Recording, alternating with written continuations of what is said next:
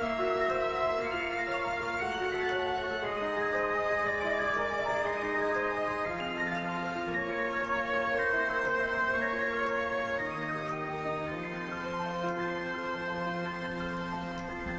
everyone, and welcome to the Awards Watch Cannes podcast. This is just podcast number 2 of the Cannes Film Festival. It is Saturday, 1 week after the festival ended, and I think we've had enough time through jet lag and to kind of absorb the festival to have a good idea of what we want to talk about. And I am going to welcome back the very special guest from that first podcast, Aaron Locke. Hello, Aaron. Hi there. How are you? I'm fantastic. As we chatted briefly before the podcast, it is a wonderful, gorgeous day in California, where I think we both are. So we're pretty lucky to have been able to jump from the mostly good Cannes weather.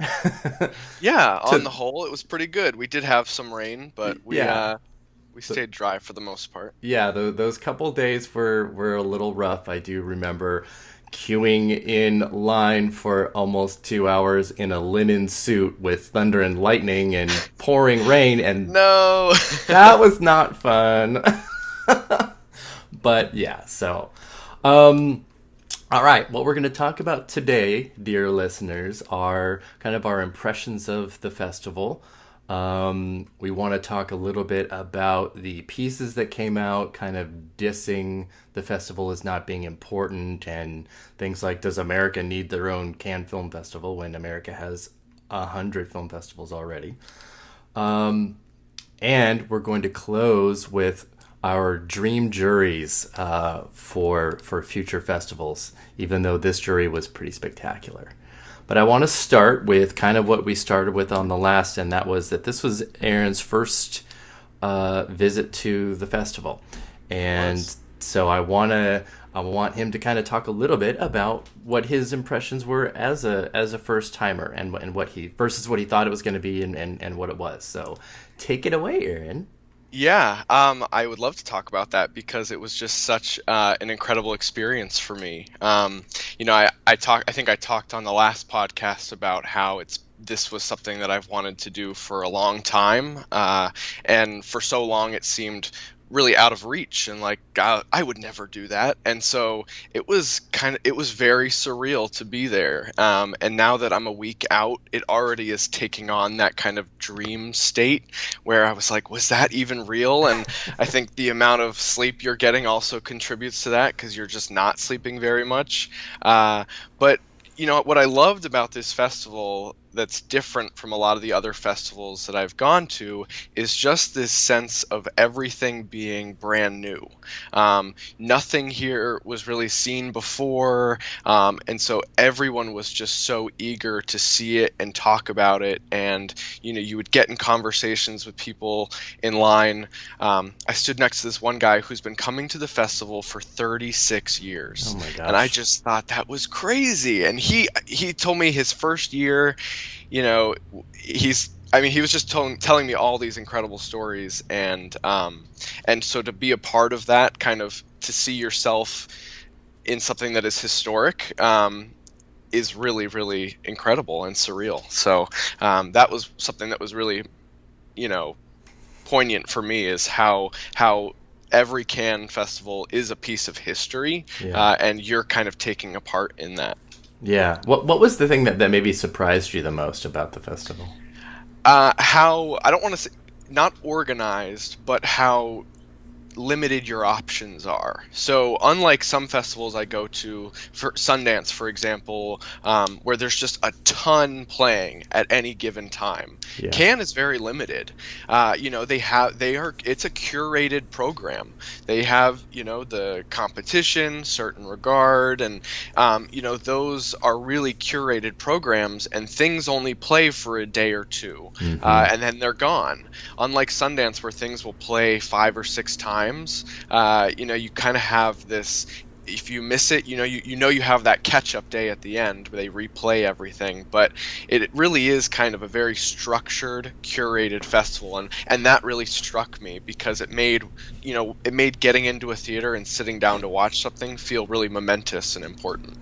Yeah, definitely, because there was always a chance that you might not. So it did raise that level of urgency to it, and people that attend are going to have some different experiences because of just what you're there for and how you're represented. Press and the different levels within press are going to have a different experience than guests or the market or the canned cinephiles, all that. Everyone kind of has a different experience because your availability to films is a little different. Yeah.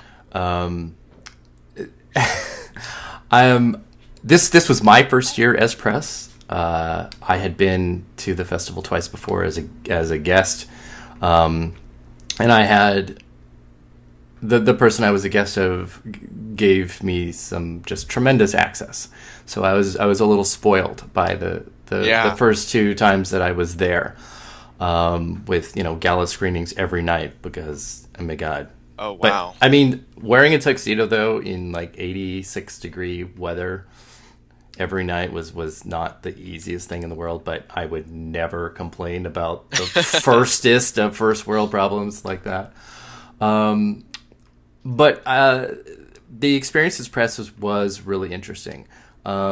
It was funny because there was a dramatic shift in how they did the press screenings this year. But right, of course. Because that was never something that I had done before, I didn't have the much of a basis of comparison. What they had done before was like the press screening for a film would be that morning, the gala would be in that night, that evening. So by the time the red carpet came on for that film, all of the reviews would already be out. And obviously, depending on the film, some would be great and some would be really, really, really bad. And so they kind of decided, I guess, that the bad reviews would cast sort of a pallor on the red carpet and on the gala. So they changed the way that they were done. So some of the press screenings were happening simultaneously with the gala screening, or like about 15 to 30 minutes apart, so that the responses from the screening didn't come out at the exact same time as the end of the gala, or the next morning. And I know that pissed off a lot of more seasoned I'm sure, journalists and people. But, like I said, for me, because it was really the first time doing that, it didn't really bother me so much. So I didn't mind. Yeah, you were just going to say something? Oh, I was just going to say that I think, that whole setup, the change in the press, I kind of liked it because it did make the premieres, those gala screenings, more exciting because there wasn't any, you didn't know anything, and so the stars and the directors were all walking the red carpet, and there was a big question mark kind of hanging over the play, like what's this going to be, and so I can understand the frustration of those who have been doing it a while, but it made it really exciting for a lot of us, I think. I have to agree. I liked the idea of being able to go in and, like you said earlier, just completely with something brand new. And where everyone's really kind of going to get to see it at the same time, whether you were in a tuxedo or in shorts and flip-flops in the theater next door. And that's kind of one of the neat, weird things too about this festival, and that really is not like anything else, is that it does exist in the same world where you have your every people watching a film at the same time as your gala dressed absolutely superstars. Yeah, and what was so shocking to me is the amount of people that stand outside the play holding signs trying to get gala tickets for things. And yes. I talked to some of those people, because I saw someone standing out there before it was before every single movie, and I would ask, do you like the director? Do you know the movie? And they're like, oh, no, I don't know who it is. I just want to go. Mm-hmm. And I just thought that is so funny and interesting to me, that it's just this whole kind of microclimate of people and this whole kind of alien world a bit, that you do get these super big cinephiles alongside people who just want to go for the experience, and that's really interesting. It is, but they're like two of my favorite things about the festival. One is absolutely the people that wait out with their little signs hoping for invitations. I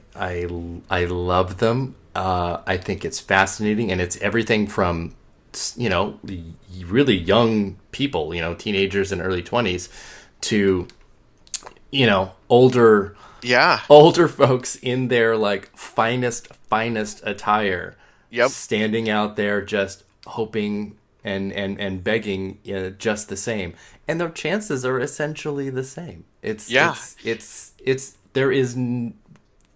don't think there is a better example of a level playing field at this festival than that. And I liked that. It's a hard festival if you don't have that premiere access, you spend a lot of time asking yourself, am I going to get into this? But it's also nice to know that you're on the same level as a lot of other people. And so that I like that. I love the idea too that a lot of them, like you said, where it's like, I don't know what this movie is and I don't know the director. They are there for an experience and for to walk this red carpet, which is the most famous red carpet in the world, and you can look at it as a very superficial or silly thing, but there's also just something really kind of wondrous and fantastic about being able to sort of live through a mini, if temporary, fantasy, and I think it's fantastic. I agree. I love it. Yeah. My other favorite thing is the guy with the Liberté newspapers. I think he has been there like since the beginning of the damn festival, but he is the greatest. I love him just walking around, Liberté! I love him. The one guy I talked to who had been coming for 36 years said that guy was the only constant. Yes! Every single year. He said he has been here as long as I have. Yeah, absolutely. I thought that was pretty amazing. Whenever I go back, and if ever I go in the future, he is the thing that I always anticipate and look for, and I love it. It's just too much fun. So let's chat a little bit about some of the festival response that came both before it started and then during. Yeah, absolutely. Because the things that came out before the festival started, which was like right when the lineup was announced, I think it was April 12th, before they added like some of the extra things. A few articles came out from some outlets, which I don't need to name. You can find them if you want to find them, were that there was this sense of a lack of star power and luster that this festival was going to bring this year, and that maybe it's just not as prestigious as it used to be or as important as it used to be. And that, to me, even at the time, was a really frustrating thing to read, because in competition there were just two films from U.S. filmmakers, and that was the main reason that these pieces came out. Right. And it struck me as such a weirdly misguided and almost not jingoistic, but it was just so weird to couch this festival as being less than because of a lack of American representation, when this is the most international film festival on the planet. Yeah, it felt very short-sighted to me. And there were those articles, and I even saw, just general responses on social media to people saying, oh, the people that are going must feel so silly because the lineup sucks. And it's really short-sighted because for me, it's one thing if you look at a lineup and you say, okay, I don't know the names here. Right? Mm-hmm. That's fair. That's valid. We're, especially from an American perspective, this might not have been the most accessible or familiar competition. But the reaction that the festival is somehow at fault or losing stature or glamour, it strikes me as a refusal to engage and, to say, well, if it's not going to cater to me, I don't see why I should participate or involve myself. Mm-hmm. When, in fact, the festival turned out, in my opinion, incredibly well. I mean, there were a lot of great movies that should kind of make the jump over the pond, so to speak, to the States, and that are not inaccessible to American audiences. So why we let subtitles kind of dictate that whether a festival is valid or not is just, it's really sad. It's wild to me because so many of the films and like you said are seen for the first time, and this is a festival of discovery. This is absolutely about stepping outside of your comfort zone and what you normally get to see, to be able to see things here. There's a chance that a lot of the things that we saw will never see the light of day here, but that doesn't change the fact that we were able to see them and be enlightened as a result. It drives me crazy. Absolutely. And I do think that some of that changed a bit once the festival got underway. I agree. I will say that the first half of the festival was a little bit underwhelming. Mm-hmm. But I mean, there are so many different sections. It's not just what's in competition. There is Un Certain Regard, and there is Directors Fortnight and Critics Week. There are a lot of things. There's the films on the beach and the canned classics. So there's always something to kind of keep you moving and going along.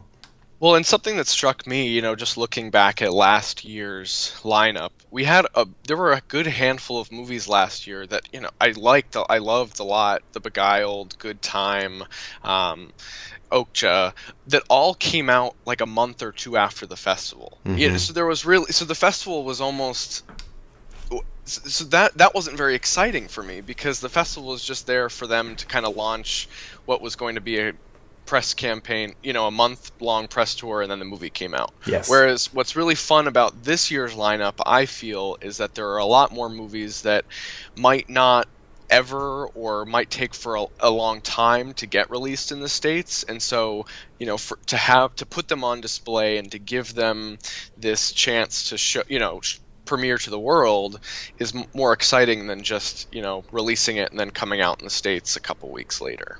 Yeah, absolutely. And I think the second week of the festival was such an overflow of riches. Mm-hmm. It was crazy, and you talk about how carefully the festival is curated. I almost wish there was a little bit from week 2 in week 1, because it was like every day you could see 2 or 3 things where you're just like, oh my god. Yeah, I don't know if that was intentional or what, but it was we should have maybe spread the wealth a little bit, because especially I think it was Monday and Tuesday that I saw, I mean, it was just back to back to back. I saw Happy as Lazzaro or Lazzaro Felice, Shoplifters, it was just like, I saw both of those on the same day, and then so it was just a lot happening all at once. Yeah, I saw both at the same day too, and I'm like, okay, so this is the best day of the festival. Awesome. Right. Yeah, it was really impressive that second week, and it's not that the first week didn't have its own things, but In a way, it was kind of good because it was good to get your bearings and have a little bit of time to do that rather than having to jump right in and be like, okay, here's 4 screenings today of masterpieces. Definitely. Well, all right. Speaking of which, let's maybe talk a little bit about the things that were our favorites, and maybe some of the things that we really, really didn't like, because there's a few of those. Yes. What were your like absolute favorites, like from any of the sections?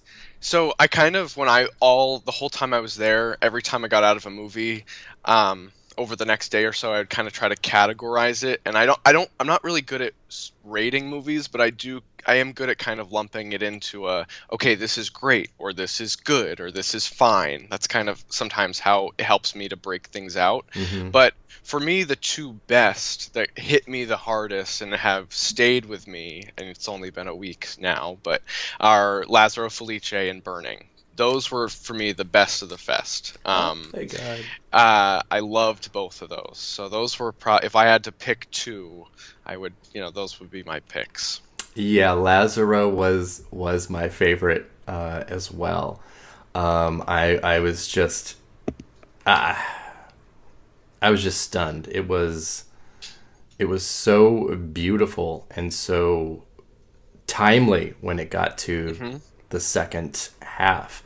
Yeah. And it explored one of the themes that I felt was pretty constant this year, and that was a lot of magical realism.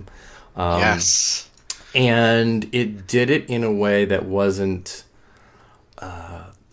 superficial or too light. Yeah, it wasn't goofy. Yeah. It's, and especially again in that second half, it takes a turn that becomes much more serious, and I thought it was very successful.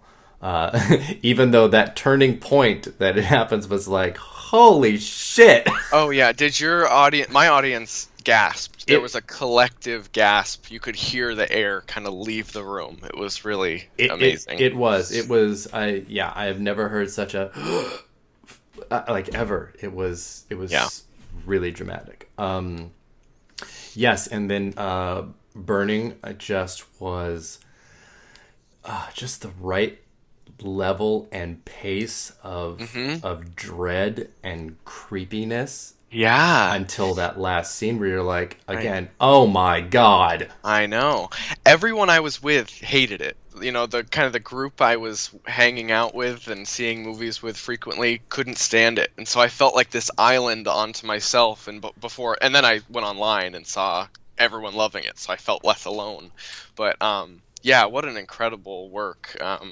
It really, it's based on a short story, which you probably know. Mm-hmm. And I think it's so hard to adapt short stories for a feature-length film, just given that you have to decide what you're going to make longer, what you're going to take out, what you're going to include. And I just think Lee Chang-dong got it. I mean, he just understood how to make that short story work in a way that felt deeply resonant for me. It was really incredible. Yeah, and to stretch that out to 2.5 hours and to do it successfully. Good Lord. Right. Yeah, I love it, and I hope that has some legs to get itself over Me here. too. I need to see it again. Yeah, very much so. I was so disappointed when it went home empty-handed. I know. With the I awards. was shocked. I was a little bit surprised.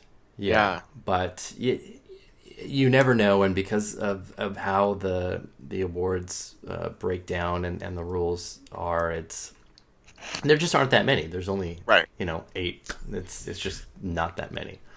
But speaking of awards, I loved Shoplifters. I loved Coriata, and I was just so happy to see him win the Palm. I thought that was really special. So I was really thrilled about that. I couldn't have been more thrilled. It was also in like my top 3 films that I loved, and even though the last 2 times I've been to the festival, my personal favorite won the Palm both times, and I'm always loving that. I I don't have any issue whatsoever with one of my top three still pulling it off. Yeah, I think this is Kurieda's best film. He is such a ridiculous master of family drama.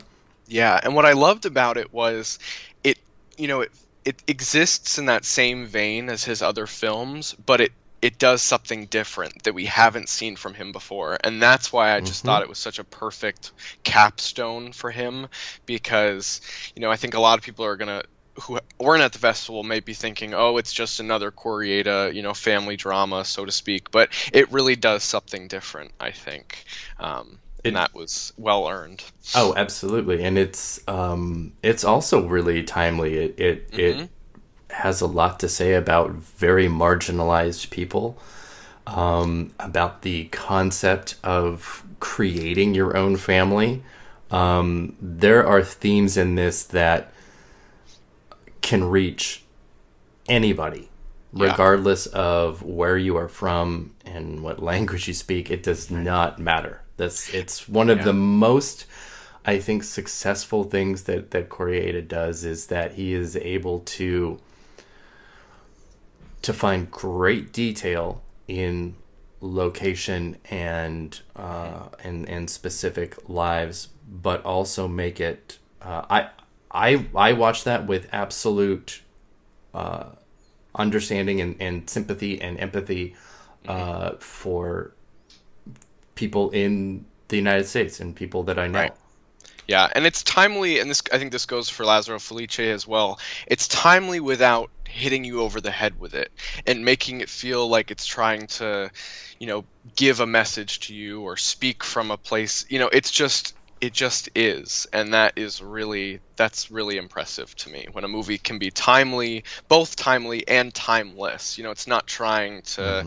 It's not trying to necessarily make this big commentary, but it is, and it's successful in doing so. Well, you compared that to like last year's Palm winner, which, for better or worse, was trying very, very, very hard to make very big, bold statements. And, I guess depending on who you ask, did so successfully or not so. And this was such a great example of how to do that the right way. And Magnolia Pictures bought it, and so there will absolutely be a chance for at least urban film goers to see the film. I mean, Magnolia is great, but they are very small, so you're not going to get it in Poughkeepsie. Right. And Lazzaro Felice, we should note, got picked up by Netflix, which was one of their few, I think, purchases at the festival, which I'm hoping they give it a small theatrical release, but I am going to be happy that it's going there, because at least a lot of people will have access to watch it. Yes. I love this element. Maybe we should talk about the Netflix thing too. I love this part of what Netflix can do, even though they don't give, the films that they buy, any proper type of advertising, or it's like they just kind of drop it. It's like, here you go, and then you find it. I wish they did a better job of that, of marketing the things that they have.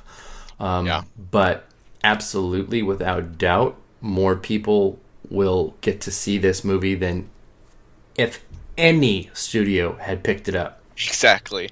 And that's my thing on the Netflix issue in general, is I think you can want more from them and be happy with what they're doing at the same time. They're not mutually exclusive, and I think sometimes the argument for or against them becomes that way. And so for me, it's like, no, I love the access, and that's fantastic, but they are not doing enough. And so... Yeah, and I think too, this is going to be a fantastic opportunity for Alice Rohrwacher to have exposure and more projects in the future.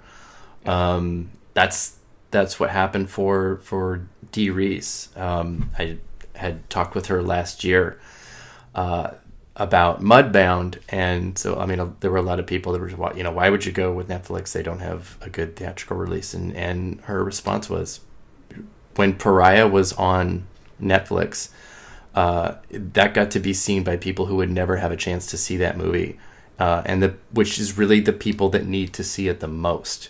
Right. And that exposure is what got her there, and that's one of the great things that Netflix can do, is to take a filmmaker that the majority of, at least in the United States, people will not have a lot of exposure to, and give it to them, and let them see stories that they don't normally get to see.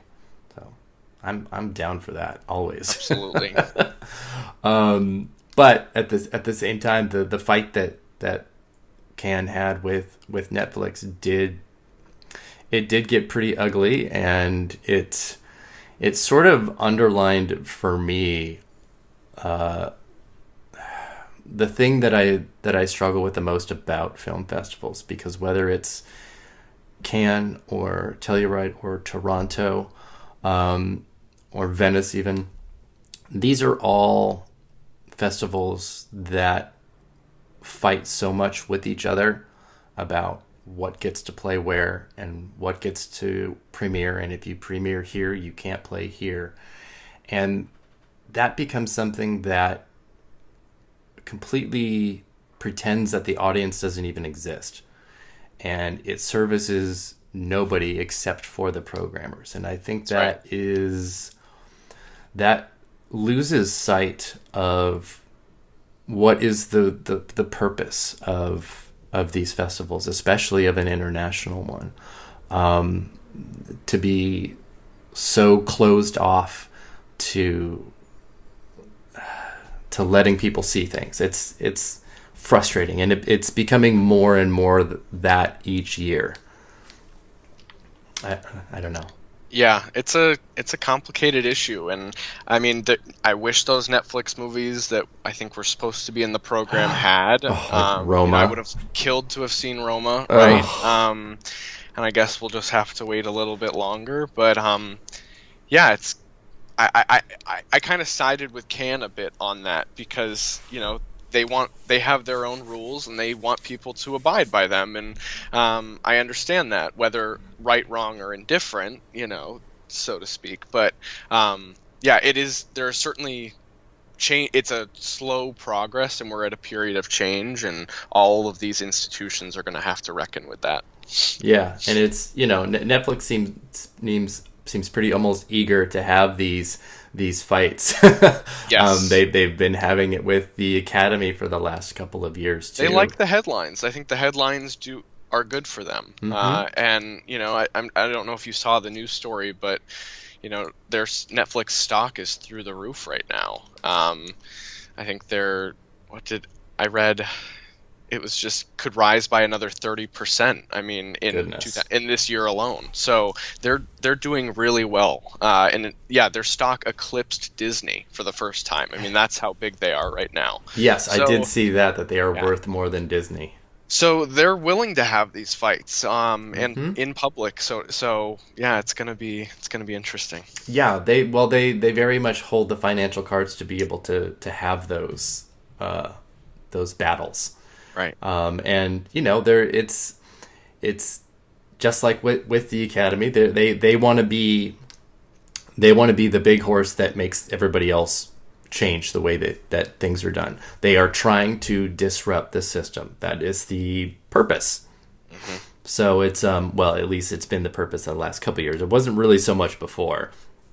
But it's fascinating, and I do agree that there are elements of you know, this industry that have to move forward and progress. Otherwise, you will just wither and die. Yeah, so. Exactly. Let's see. What did we not like so much? I mean, I don't want to be like so mean but I think there are some things that, you know, that we did not like. Yeah, I will go on record that I hated the Godard. I went into it with a extremely open mind. I was, ready to engage with it, and I didn't think it was going to be a fun movie, which obviously was not. But I was ready to, work with it and see what he had to offer, and it was navel gazing at its finest for me. I will never watch it again. I will never recommend it. The audience for that movie is 100 people, I would think. Yet so much of the critical response was really, really positive, and that was just So bizarre. It was confounding to me because this is a person who was part of a revolution of filmmaking, and I think he thinks that that's what he's doing now with the style of what he's doing, but navel gazing is exactly what it is. It is so masturbatory and so inconsequential. This is it's like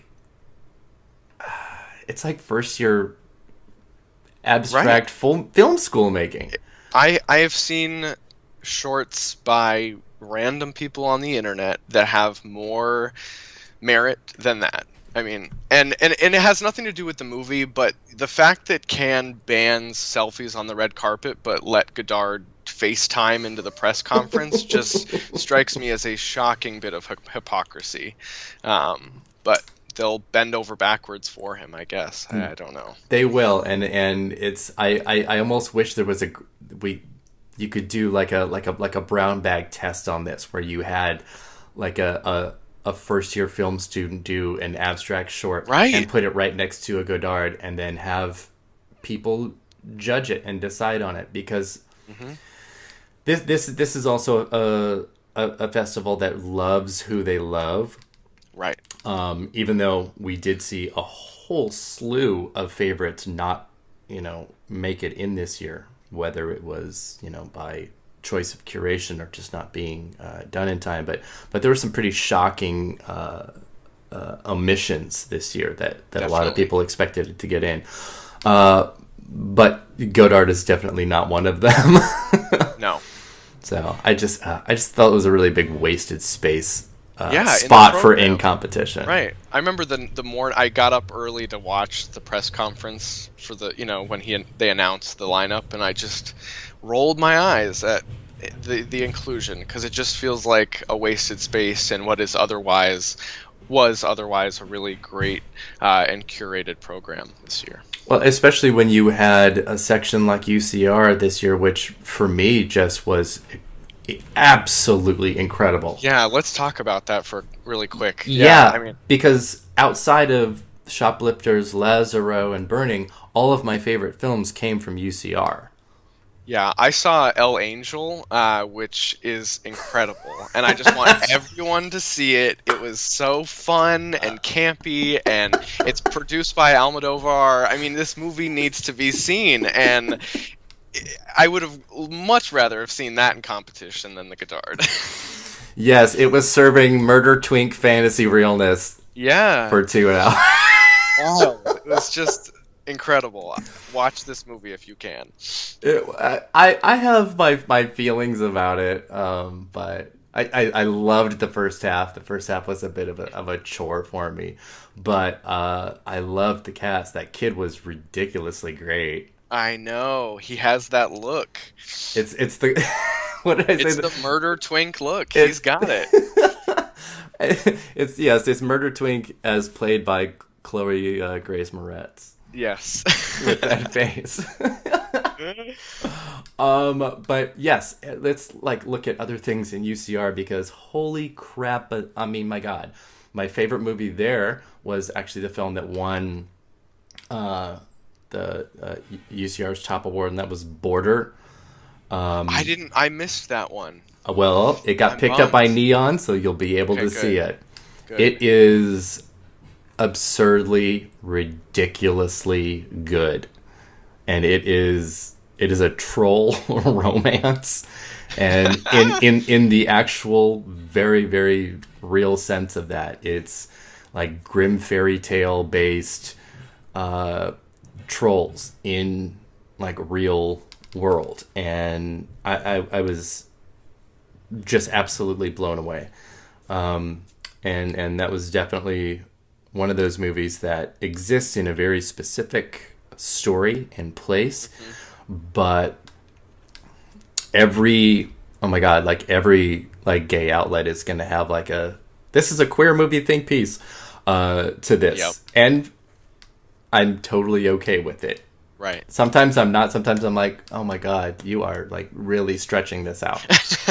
Come on. But I would totally be on board with it for this, because it's a very, very ultimate outsider on the fringe story and romance. Not to mention the fact that and I don't want to give any spoilers or anything away, because I read reviews that just absolutely gave like, oh no, what I feel is the main crux of this romance, just totally gave it away.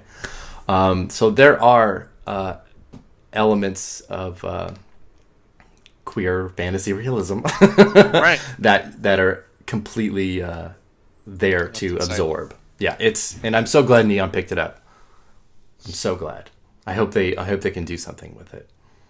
Yeah, they really are now they're the new kid on the block after last year, so it's exciting to see what they're going to do. Yeah. What else did you like from that section? Because I think we can just like go on for like an hour about this. I know. I mean, I really loved The Dead and the Others. I'm not sure if you caught that. I did not. It's not for everybody. It's very slow, but it reminded me a lot of like Cemetery of Splendor. Ooh. Or the name is escaping me right now. Tropical Malady, a lot like those movies. I mean, just gorgeous and deeply felt, and it's kind of this story of this kid grappling with his father's death, and it's about grief, and I couldn't get enough of it, so I really recommend that one. And I also loved, I was just looking at my list, Sophia. Did you catch that one? No, I did not. See, that's what's so great about what was so great about UCR is there were so many good movies in it. It's about this girl who finds out she's pregnant. She didn't know she was pregnant. She gives birth, and she's in a country where if you don't you can go to jail if you're not married, and you have a kid and you're not married. And so she and her friend go and try to find the father after the baby has been born. Wow. And it's a tight 80 minutes, and it's really, really special. I really liked it. And that won the screenplay award from UCR, and Dead and Others got a jury prize as well. Yeah, I was really struck by both of those. I really, really, really loved the film that actually ended up winning the most awards across the board of the festival, and that was Girl. Right. Yeah. And it won the best performance from UCR. It won the Camera d'Or for best first film for Lucas Don't. It won the Forpresky first film. So it won awards in 3 completely different areas from 3 different groups. So it was a really, really loved film, and that is also a Netflix film. Oh, did they really pick that up? I didn't know that. They did, and like with Lazzaro, there is not a more perfect group to have picked that up than Netflix, because more people will see it and get to see it. I know there is a lot of controversy over the fact that a cisgender male is portraying a trans girl. I will defend this in this specific case until the end of time.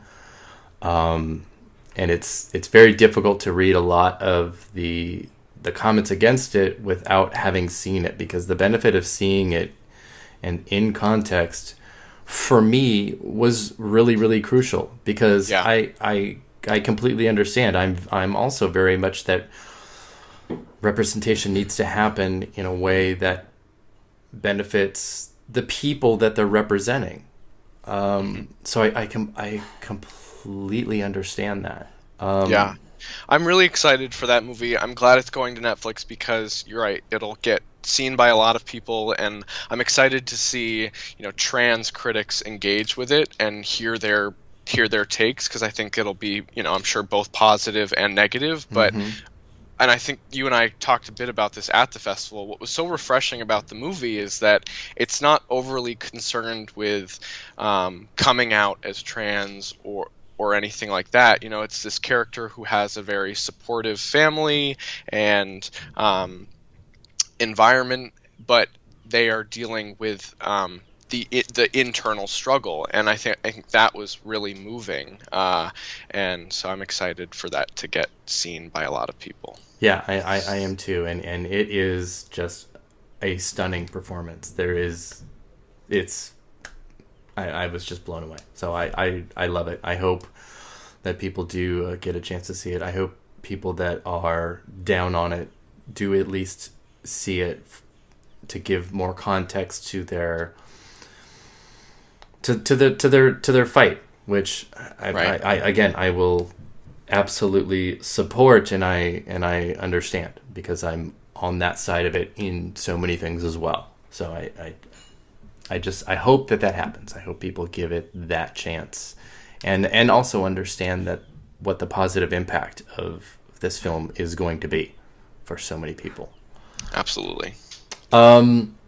There was a film that I know a lot of people just absolutely were like bowled over with, and again, so many of these movies could have been in competition, and some people were like, why isn't this movie in competition? And that was Bagan's Long Day's Journey into Night, which did you see? Did you see it? I did. I was really mixed on it. Yeah, I cannot say I'm a huge fan. I was really excited about it. I thought I saw stills beforehand that I just thought were gorgeous. I know. I was ready. It ended especially the second half. I felt like I was watching a video game simulation. I mean, that's what it felt like to me. Like but in slow motion. Right. Yeah. I mean, I know it was a one take, and I was supposed to be like, oh my god, this is incredible, but it felt like a video game. It felt like when you're watching a character walk around in a simulation, and I'm sure the people that love him will love it, but it didn't do much for me. Yeah, me neither.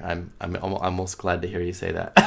Because it was so difficult being like so far on the outside of that. I mean, every person I talked to, and all of my friends that were there were just like, oh my god, this is my favorite movie at the festival.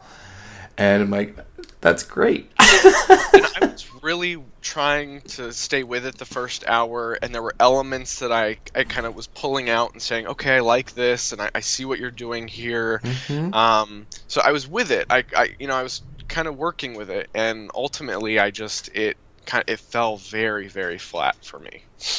I have to agree. What about things outside of those and outside of competition, like House That Jack Built or Birds of Passage? Or I missed Birds of Passage, and I'm so mad. I waited in line twice for it. And yeah, same. I missed it as well, and I want to die. I know, but I'm trying to be optimistic about the things I missed. Like, at least I have it to look forward to. But yeah, exactly. Yeah. Me too. I did see House of Jack Built. Did you see it?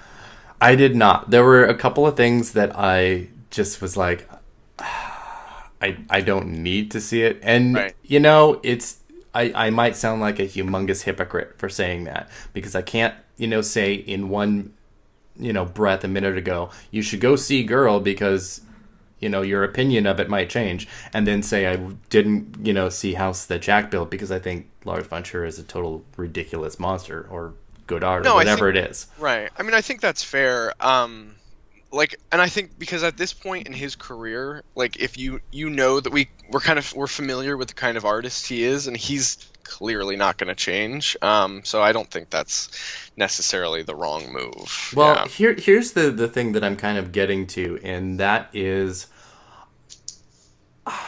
I know the old adage of write what you know is pretty popular, and it's what a lot of writers were told early in their careers. but I'm getting really,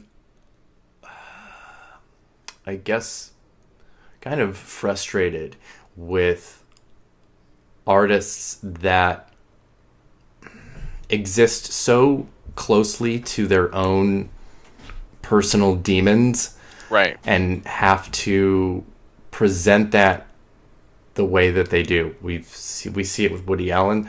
Louis C.K. did the same thing, and they're working out stuff.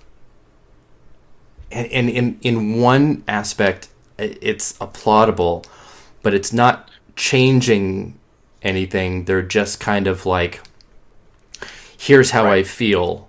And this opportunity to work out your problems through a multi-million-dollar movie is only being afforded to these old white guys, right? And so where's the parody? So and we've seen, like you're saying, like we've seen this.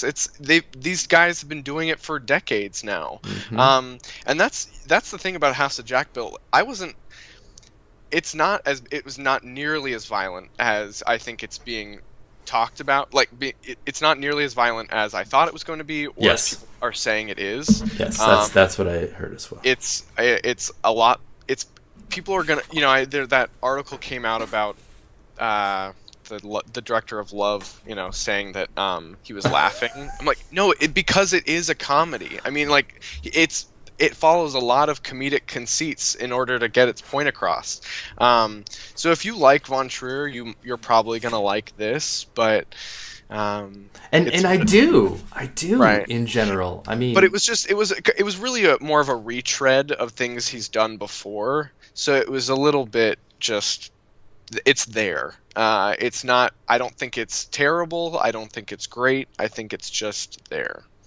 Well, and we also are existing in an extremely heightened era of violence against women of all kinds, and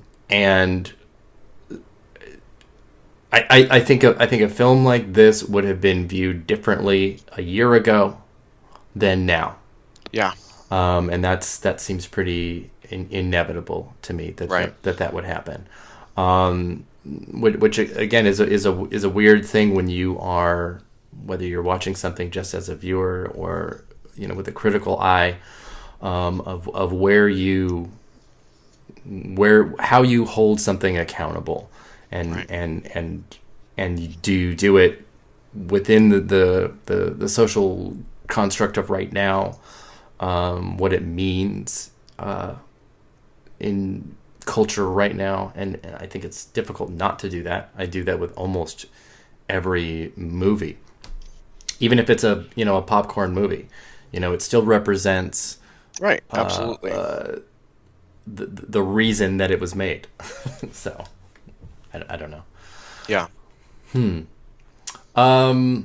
Anything else that movies wise that you want to kind of? I would be remiss if I did not mention Asako 1 and 2, which is by it's a delightful movie. Hamaguchi, his last movie was 5 hours, and it got a limited New York release. And so Asako 1 and 2 is only 2 hours, and it's like this really nice love story, and this guy writes better than most people making movies today. He writes in a way that you're like, yeah, that is how people talk to one another, and it's just so real and disarming, and I hope people see that, because I thought it was a delight. And I also loved Cold War, and I think that if anything is going to be a big contender for the foreign language Oscar, people loved Ida, and I think people are going to love Cold War. So. Yeah, Cold War was pretty awesome. It was gorgeous. I mean, that black and white cinematography, you cannot beat it. I just, whew. Yeah, I was a big fan as well. All right, let's close up with what I mentioned at the top of the hour, because we're almost at an hour now, and that is the Cannes jury, because I think we both agree that this was a ridiculously great, so good jury. Yeah. It's Well, I mean, one of the best in recent memories. I just think they all are tremendous. And Yeah, and one of the things I missed at, being at the festival, you are not, like, I wasn't always online as much as I typically am. And so I kind of missed you get a lot of information about what the jury is saying about movies during the festival, and or maybe responses or chatter, and I didn't hear much of that, which was so disappointing because I loved this jury, and I was like, oh my god, I want to know what they're thinking about these movies.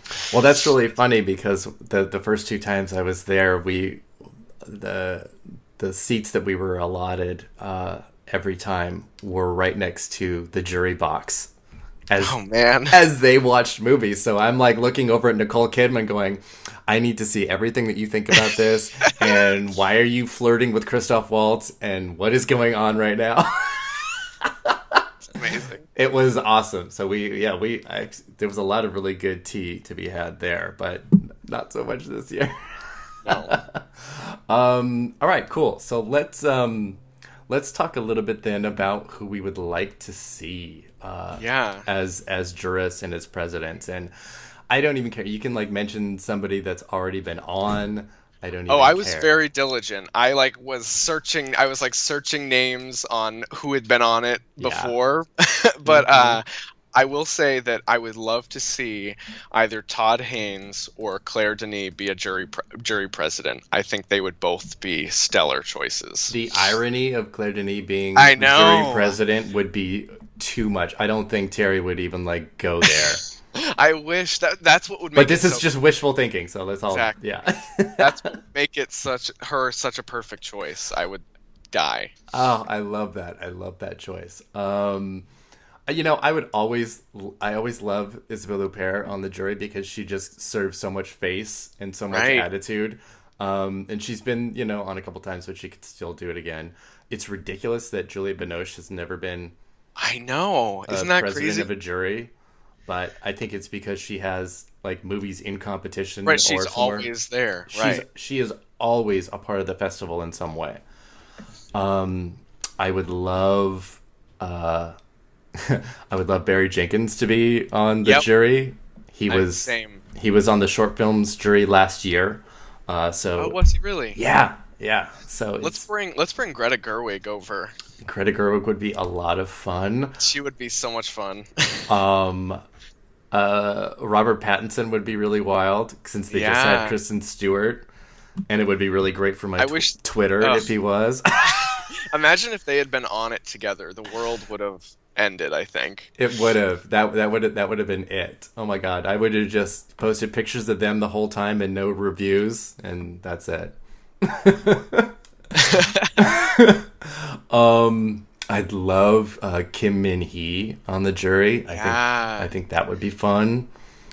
I would love, and it's not a popular name, Corinne Kiki. She's the old lady in Shoplift. She's the old lady that's been in every Corrieda movie for the past 10 years. Oh my that he god. always casts. And I just think she would be so awesome.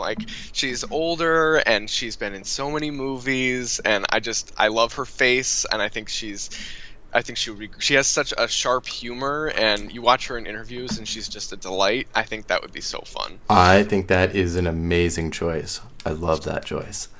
I'd love. Gosh, who else? I'd love Leslie Manville, but she has to play. Her Cyril, so she has to. She I has had to, her on my list too. She can only do it if she plays it as Cyril. I mean, did she not win Best Actress for another year? Is that just me making my own history? Oh my god, wait. Did she? Oh my goodness. Now we have to both look at this really quick. Yeah. It would have been 2010. No, Juliette Binoche, certified copy. What a stacked year! But I know. I love her in another year, and I want and Phantom Thread, and blah blah blah. But yeah, I would love to see her on the. That would jury. be wild. I think Sean Baker would make a lot of sense as a jury member. Oh yeah, definitely. And I'd even like to see Johnny Greenwood or Micah Levy, two composers that are doing really different work. I think those would be really cool choices. Yes, yeah, breaking out from from the traditional actor-director thing would be really great, which was why Kajin Nin was such a totally inspired choice this year. That was completely brilliant and outside of the scope of filmmaking, and I think that's a fantastic idea because it can, it's a very small jury, and you can get very insular, when you only have people from the film world in there. Right. Put Angela Bassett on a jury. Oh my God! Talk about a good jury president. Oof. Right. Just the career she has had, and the legacy that she's going to leave. She would be. I think she would, and she's such a personality, and she has such a voice. I think she would be really fantastic. Not to mention, she would absolutely destroy the red carpet. Oh yeah, day after day. I mean, they'd have to put new ones down because it would just be on fire. Right on fire. Okay, I'm here for that. I'm gonna email Terry right now, and I'm just gonna say, let's get the campaign started for her for next year. Let's do it, because that would be perfect. All right, cool. Okay, I think this is a good place to wrap, and we can let people make their comments and thoughts about who their favorite Cannes jury would be. Did you have like a single moment or experience that was like your most memorable, or from this? Oh, that's a good question. Or is it too much to like put you on in the last? I should have prepped for that. I should have asked it earlier. It's okay. I can kind of come up with something on the spot. I will just say that it was an incredible experience, a great time. I mean, I went with some of my best friends, so that just made it all the better. So I don't know if I can pick a single moment, but it was a really special experience, and I hope to do it again soon. That's fantastic. Yeah, I'm so glad to have been able to met you in person and then just kind of witness your own wonder of that. And that we both got to witness the glory of Chloe Sevigny. Oh my God. At the wildlife premiere. Oh my God. Ooh, Talk about somebody that can serve looks. She just turns it out. I mean, she is really... Even when she's just smoking across the street. Right, exactly. I have a great moment to end on. So I was actually there, so I stayed through Monday. So the festival closed out on really Saturday. Yeah. And then, so Sunday, actually, I went to get breakfast, and my friends and I are, standing on the side of the road waiting to cross, and we see, you would know, they have all these official Cannes SUVs. Oh, yeah. That kind of bring the jury and, important people around. And we see a couple of those cars, and my friend says, they haven't impounded those yet. Like, shouldn't those be, getting put in the compactor until next year, so to speak? And then we look up, and Ava DuVernay is sitting with the window down 5 feet from us on her way to the airport. And it was like, well, we'll see you next year. Yes. Oh, I love that. That is a great way to close. And oh my God, she's such a legend. I love her so much. She was great. Yeah. Cool. All right. Well, Aaron, thank you so much for joining. Thank you for having. God, this was so fun. I wish I had done Cannes podcasts in the past because it makes such perfect sense. So yeah, it's fun. Yeah. All right. Well, would you like to tell people where to find you on social media, etc.? Yeah, follow me on Twitter at Subsaharan, and you can also check out my website, The Cinephile Digest. I'll be posting some reviews from Cannes and some overall coverage there in the next couple days. Ah, fantastic. And I am, of course, at awards_watch on Twitter and Awards Watch on Facebook and Instagram. There's a lot of reviews at awardswatch.com right now. And then also my foreign correspondent, Mina Takla, and I are going to be working over the foreign film Oscar contender possibilities that have come out of Cannes, which there are plenty of. Definitely. So keep an eye out for that. And I think that is that. Thank you again so much, Aaron. Thank you. I was happy to be here. And thank you, everybody, for listening. Goodbye.